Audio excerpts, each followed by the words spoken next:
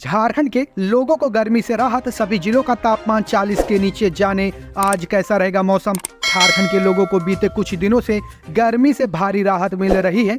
आज राज्य के सभी जिलों का तापमान 40 से नीचे आ गया है। मौसम के मिजाज के बदलने का कारण साइक्लोनिक सर्कुलेशन है। मौसम विज्ञान केंद्र का पूर्वानुमान है कि अगले 3-4 दिनों तक मौसम ऐसा ही रहेगा। आज यानी 9 मई को तेज गति से हवा के साथ बारिश की संभावना है। इसके अलावा रांची में 14 मई को बारिश का पूर्वानुमान जारी किया गया है। वहीं आज अगर हम झारखंड की मौसम की बात करें तो लगभग हर जिले में बारिश होने का अनुमान है, तो वहीं कई इलाकों में तेज गति से हवा भी चल सकती है, जबकि गढ़वा, पलामू, चतरा व लातेहार में तेज बारिश होने की संभावना जताई गई है। साथ ही बारिश के साथ साथ पूरे राज्य में वज्रपात को लेकर येलो अलर्ट भी जारी किया गया है। ईडी के नोटिस से डर कर ली खुदकुशी, जमीन घोटाले में किया गया था तलब। झारखंड में प्रवर्तन निदेशालय के ताबड़तोड़ एक्शन के बीच एक आत्महत्या को जांच एजेंसी के नोटिस से जोड़ा जा रहा है। एक जमीन कारोबारी ने रांची में फांसी लगाकर आत्महत्या कर ली। बताया जा रहा है कि जमीन घोटाले में ईडी से नोटिस मिलने के बाद से मृतक तनाव में था। गुरुवार सुबह उसका शव फंदे से झूलता मिला। मामला राजधानी रांची के लालपुर थाना क्षेत्र स्थित सिल्वरडेल अपार्टमेंट का है। यहाँ कृष्णकांत नाम के जमीन कारोबारी ने फांसी लगाकर आत्महत्या कर ली। फंदे पर झूलने के बाद परिवार के लोग कारोबारी को आनन फानन में आर्किड अस्पताल ले गए। यहाँ डॉक्टरों ने उन्हें मृत घोषित कर दिया। घटना की सूचना मिलने के बाद मौके पर पहुंची पुलिस मामले की जांच में जुट गई है। कृष्णकांत से जुड़े हुए लोगों का कहना है कि जमीन घोटाले मामले को लेकर ईडी ने कुछ दिन पहले कृष्णकांत को नोटिस भेजा था। एजेंसी ने उन्हें पूछताछ के लिए बुलाया था। इसके बाद से वह तनाव में था। हालांकि आत्महत्या के पीछे ईडी का नोटिस ही एकमात्र वजह है या नहीं, इसकी पुष्टि नहीं हो पाई है। पुलिस सभी एंगल से मामले की जांच में जुट गई है। पूर्व सीएम हेमंत सोरेन के खिलाफ ईडी की कंप्लेंट केस पर सिविल कोर्ट ने 18 मई को सुनवाई। मनी लॉन्ड्रिंग के आरोपी पूर्व सीएम व बरहेट के विधायक हेमंत सोरेन के खिलाफ ईडी द्वारा दर्ज शिकायतवाद पर रांची सिविल कोर्ट के सीजीएम की कोर्ट में अब 18 मई को सुनवाई होगी। अब तक हुई सुनवाई में कोर्ट ने प्राइम फेस से यह माना है कि हेमंत सोरेन ने ईडी के सम्मन का उल्लंघन किया है। दरअसल जमीन घोटाले से जुड़े मामले में ईडी ने हेमंत सोरेन को 10 समन जारी किया था, लेकिन हेमंत सोरेन सिर्फ 2 समन पर पेश हुए थे। 8 समन पर वह एजेंसी के समक्ष उपस्थित नहीं हुए थे, जिस समन की अवहेलना माना गया है। इस मामले में हेमंत सोरेन ने हाई कोर्ट का रुख कर चुके हैं। मंत्री आलमगीर आलम के निजी सचिव संजीव लाल की पत्नी रीता लाल पहुंची ईडी ऑफिस। आमने सामने बैठाकर की जा रही पूछताछ। झारखंड सरकार के ग्रामीण विकास और संसदीय कार्य मंत्री आलमगीर आलम के निजी सचिव संजीव लाल की पत्नी रीता लाल ईडी कार्यालय पहुंची हुई हैं और उनसे पूछताछ जारी है। बताया जा रहा है कि पति संजीव कुमार लाल के सामने बिठाकर ईडी उनसे पूछताछ कर रही है। गौरतलब है कि संजीव लाल व उनका नौकर जहांगीर आलम पिछले 2 दिनों से ईडी की रिमांड पर हैं। पिछले 3 दिनों में उनसे व उनके करीबियों के ठिकानों से करीब 35 करोड़ की बरामदगी हो चुकी है। ईडी की छानबीन अभी जारी है। घर बैठे करे बम्पर कमाई। फेसबुक पर रघुवर दास की फोटो लगाकर ठगी का प्रयास। पोस्ट के जरिए रोजगार का दिया प्रलोभन।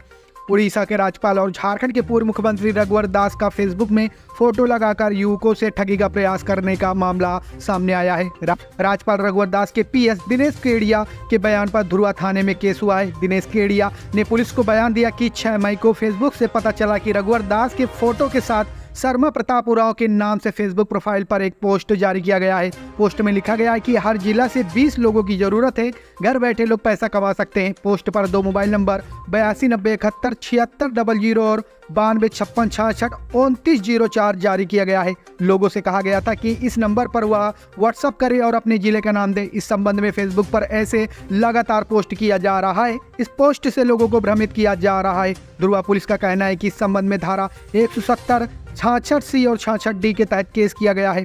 धुरुआ पुलिस और साइबर थाने की पुलिस इस बात का पता लगा रही है कि शर्मा प्रताप उरांव कौन है, आईडी कहां से बनाई गई है, कहां से पोस्ट किया जा रहा है। पुलिस का दावा है कि जल्द ही इस मामले का खुलासा कर आरोपित के खिलाफ कड़ी कार्रवाई की जाएगी। इस घटना की सूचना पुलिस के वरीय अधिकारियों को भी दी गई है। अबुला मरांडी ने झामुमो और कांग्रेस को बताया विकास विरोधी। कहा भ्रम फैलाती हैं दोनों पार्टियां। भाजपा प्रदेश अध्यक्ष सह पूर्व मुख्यमंत्री बाबूलाल मरांडी बुधवार को सिमडेगा के टुकुपानी में बूथ स्तरीय कार्यकर्ता सम्मेलन में शामिल हुए। यहाँ श्री मरांडी ने कहा कि आज देश की चिंता किसी व्यक्ति को है तो वह है भारत के प्रधानमंत्री नरेंद्र मोदी। प्रधानमंत्री ने गारंटी दी है कि 2024 में शपथ ग्रहण के बाद 3 करोड़ नए प्रधानमंत्री आवास बनाए जाएंगे। साथ ही 2029 तक लोगों को मुफ्त राशन दिया जाएगा। देश में भूख से किसी व्यक्ति की मौत नहीं होगी। बाबूलाल मरांडी ने कहा कि झामुमो और कांग्रेस झारखंड विरोधी व विकास विरोधी पार्टियां हैं। अगर यह झारखंड के हितैषी होते तो झारखंड अलग राज्य कब का बन चुका होता, लेकिन अलग राज्य का इन्होंने सौदा कर लिया। ये दोनों पार्टियां लोगों में भ्रम फैलाती हैं कि भाजपा सरकार आने पर जमीन लूट ली जाएगी। झारखंड में बाबूलाल, अर्जुन मुंडा और रघुवर दास की सरकार रही है, लेकिन किसी पर जमीन के लूट का आरोप नहीं लगा है। किंतु झामुमो और कांग्रेस की सरकार बनते ही फर्जी कागजात बनाकर इन्होंने जमीन की लूट शुरू कर दी। सेना की भी जमीन इन्होंने नहीं छोड़ी। इसी वजह से हेमंत सोरेन आज जेल में है। पलायन, अराजकता और भ्रष्टाचार का दंश झेल रहा झारखंड। रांची में बोली वित्त मंत्री निर्मला सीतारमण। केंद्रीय वित्त मंत्री निर्मला सीतारमण गुरुवार को रांची पहुंची। वे यहां बेहतर ईस्टर्न इंडिया के लिए झारखंड का विकास विषय पर आयोजित गोष्ठी में शामिल होने पहुंची थी। कार्यक्रम का आयोजन Jharkhand chamber of commerce and industries के तत्वाधान में किया गया। कार्यक्रम में राज्य के प्रथम मुख्यमंत्री बाबूलाल मरांडी भी शामिल हुए। दोनों अतिथियों का झारखंड ऑफ कॉमर्स के सदस्यों ने जोरदार स्वागत किया। कार्यक्रम को संबोधित सबसे पहले भाजपा प्रदेश अध्यक्ष बाबूलाल मरांडी ने किया। इसके बाद देश की वित्त मंत्री निर्मला सीतारमण ने इस विषय पर अपनी बातें रखी। इस दौरान उन्होंने राज्य में हो रहे पलायन और भ्रष्टाचार के मुद्दे पर चिंता जाहिर की। उन्होंने कहा कि आज झारखंड पलायन, अराजकता, भ्रष्टाचार का दंश झेल रहा है, इसलिए राज्य से पलायन को रोकना सबसे बड़ी चुनौती है। निर्मला सीतारमण ने यहाँ के लोगों की तारीफें की। कहा कि झारखंड के लोग बेहद प्रतिभाशाली और साधारण है, उन्हें जरूरत है तो सिर्फ बेहतर नेतृत्वकर्ता और एक मौके की। उन्होंने आगे कहा कि कुछ लोग कहते हैं कि केंद्र सरकार झारखंड के साथ सौतेला व्यवहार करती है, लेकिन मैं कुछ आंकड़ों के जरिए बताना चाहती हूँ कि मोदी सरकार ने झारखंड के रेलवे इंफ्रास्ट्रक्चर के लिए 7,000 से अधिक बजट का प्रावधान किया है, जबकि यूपीए सरकार ने इसके लिए सिर्फ 495 करोड़ का प्रावधान रखा था। मोदी सरकार ने झारखंड के लिए 3 वंदे भारत ट्रेन चलाई है। इसके अलावा राज्य में 57 स्टेशनों का अमृत भारत स्टेशन के तहत सूचीबद्ध किया गया है, जिसका कार्य जारी है।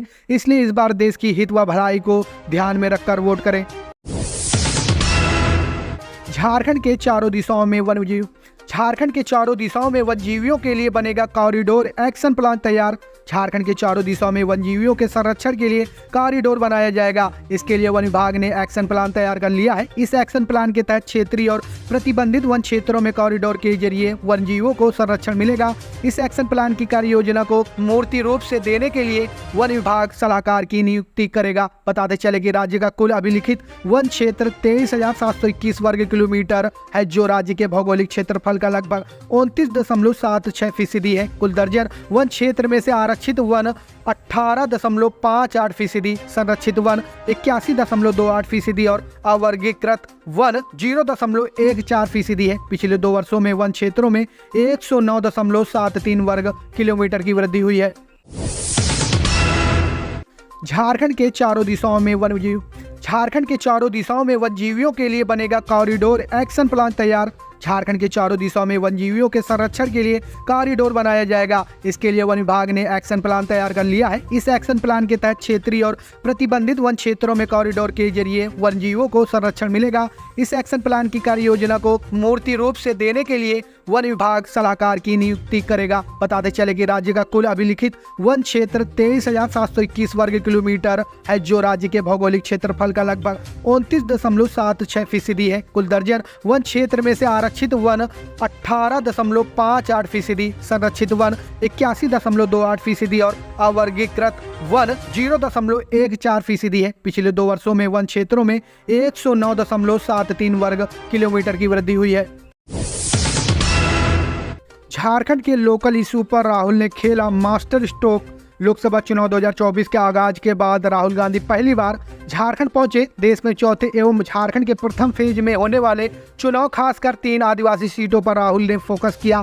प्रथम चरण के तहत झारखंड में 4 सीटें सिंहभूमि, खूंटी, लोहरदगा एवं पलामू में 13 मई को वोट डाला जाएगा, जिसमें 3 सीटें सिंहभूमि, खूंटी और लोहरदगा आदिवासी आरक्षित सीट है। पहली बार ऐसा देखा गया कि कोई राष्ट्रीय नेता किसी राज्य में जाकर उस राज्य की नब्ज पकड़कर अपना भाषण दिया हो। चाहे चाईबासा हो या गुमला, दोनों ही जगह उन्होंने अपना भाषण का फोकस आदिवासी एवं लोकल इशू पर रखा। सरना धर्मकोट से लेकर जल जंगल जमीन और हेमंत सोरेन के जेल जाने का इशू जोरदार ढंग से उठाया। जमकर सुर्खियां भी बटोरी, तालियां भी बजी। एक तरफ से देखा जाए तो राहुल ने झारखंड के लोकल इशू पर मास्टर स्ट्रोक खेला है। अब इसका असर 13 मई को होने वाले 4 लोकसभा खासकर 3 आदिवासी सीट पर कितना असर होगा यह तो 4 जून को ही पता चल पाएगा।